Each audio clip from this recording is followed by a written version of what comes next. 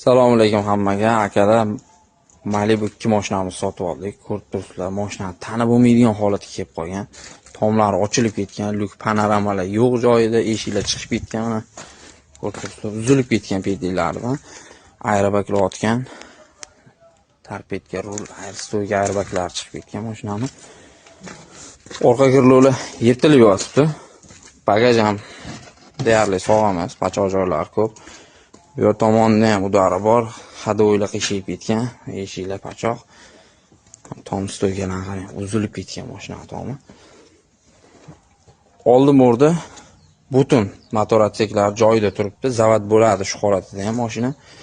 Mashinamizni yiliga kelsak, eng oxirgi chiqqan Malibu 2lardan 2023 Premier bor yo'g'i 10.000 kilometr yurgan mashinamiz. Mana ko'rib turibsizlar holatini. Bu mashinani xuddi shu holatda borib egalari bilan ko'rishib sotib oldik akalar.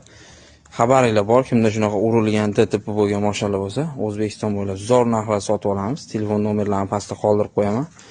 Bemalol aloqaga chiqaverasizlar. Bizga mana shunaqa avaringli mashinalar topib bersanglar, $100 dan $200 gacha xizmat chiqarib beramiz.